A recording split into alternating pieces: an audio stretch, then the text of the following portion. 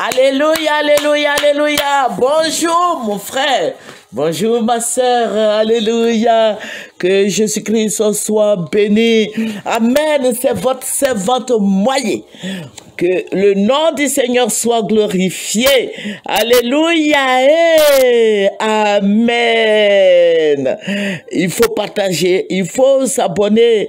Voilà, il faut s'abonner, il faut partager et il faut aimer la vidéo. Alléluia. Il faut aimer la vidéo. Voilà, nous allons prendre Galates 3 et j'aime beaucoup ces versets-là, cette partie-là.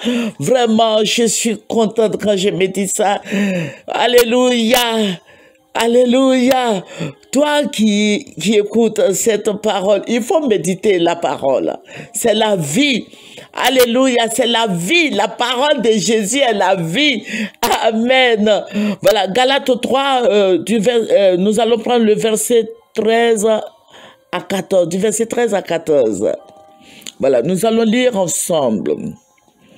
Christ, nous allons présenter souvent au Seigneur d'abord. Seigneur, nous te disons merci. Sois avec nous au nom de Jésus. Amen. Excusez-moi. Christ nous a rachetés de la malédiction de la loi, étant devenu malédiction pour nous, car il est écrit, maudit est quiconque est pendu au bois, afin que la bénédiction d'Abraham eût pour les païens son accomplissement en Jésus-Christ, et que nous réussissions par la foi l'esprit qui avait été promis. Alléluia. Que Dieu soit avec toi. Vous voyez, il y a beaucoup de malédictions sur la Côte d'Ivoire. Parce que j'appelle malédiction, vous voyez ce qui se passe là. On appelle ça la malédiction, on appelle ça la sorcellerie, on appelle ça l'échec. Alléluia. Et nous sommes des Ivoiriens, nous ne sommes pas fiers pour notre pays.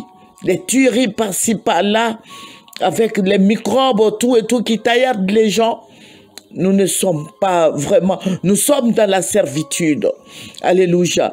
Et je veux dire au président de prendre des dispositions pour que cette élection à venir, on puisse épargner des vies humaines.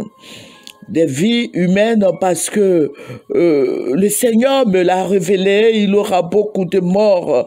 Il faut prendre des dispositions. Voilà, il faut que les gens arrêtent de tuer les Ivoiriens.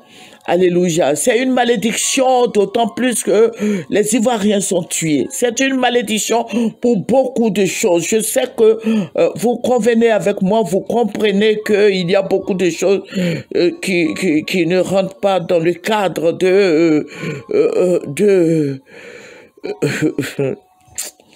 bon, on laisse ça comme ça. Que Dieu soit béni. Alléluia. Donc, toi et moi, nous allons prier ensemble. Nous allons prier. Il faut fléchir les genoux à la maison. Il ne faut pas dire, parce que les chrétiens aiment trop parler. Alléluia. Le chrétien parle beaucoup. Le chrétien souhaite le malheur même sur la Côte d'Ivoire. Parce que quand le Seigneur révèle... Et si ça n'a pas été, il dit, mais normalement, ça devait être comme ceci, comme cela, et puis pourquoi ça n'a pas été? Donc vous devenez des Jonas.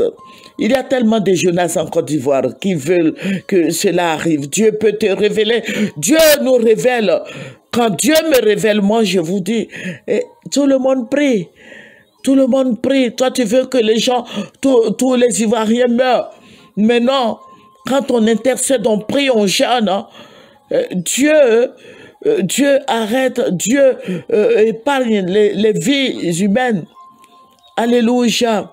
Donc, il ne faut pas dire que, bon, Dieu a révélé et puis, bon, ça n'a pas été. Tu veux que les gens meurent, mais toi-même, il faut venir au pays s'ils vont te trancher la tête. Ils vont te trancher la tête, ils vont te décapiter. Alléluia. Voilà, au lieu de prier, d'annuler tous ces saletés, tu te plains. Il faut cesser de te plaindre. Les chrétiens aiment se plaindre, surtout les chrétiens évangéliques. Ils aiment se plaindre. Au lieu de prier, au lieu de fléchir les genoux. Ça, c'est de la sorcellerie. Voilà. C'est parce qu'on aime se plaindre que vous voyez ce qui se passe là. C'est ça. Ça, c'est la malédiction. Voilà. Voilà.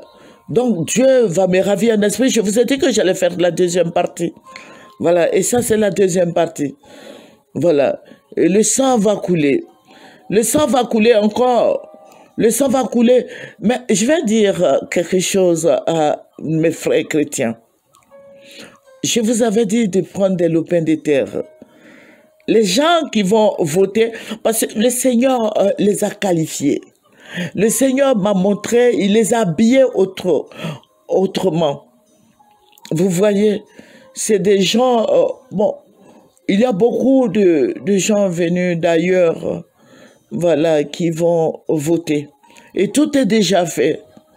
Bon, je ne veux pas dire des choses, bon, voilà. Mais ce sont des étrangers qui vont voter. Voilà. Donc vous voyez, dans une ville, je prends une ville comme Dembokro. Voilà, parce que Dembokro c'est chez moi. Je prends une ville comme Dembokro. Et s'il y a plus d'étrangers que les Baoulés, les Agba, vous allez voir que bon, vous allez voir que ça va se passer autrement. Voilà. Je demande aux Ivoiriens d'être ensemble. Je demande que tout le monde soit ensemble, que tu sois malinqué, que tu sois baoulé, que tu sois bêté, tout et tout. Soyons ensemble. Alléluia. Il faut vivre ensemble. Il faut apprendre à vivre ensemble. C'est le vivre ensemble qui va sauver la Côte d'Ivoire. Voilà. Quand tu parles de vivre ensemble, quand tu parles de ça, les gens pensent que tu es étranger. Non.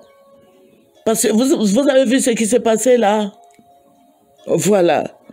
Le vivre ensemble, c'est d'accepter l'autre. Nous avons nos enfants à l'étranger. Nos enfants qui ont des nationalités de ces pays d'accueil là.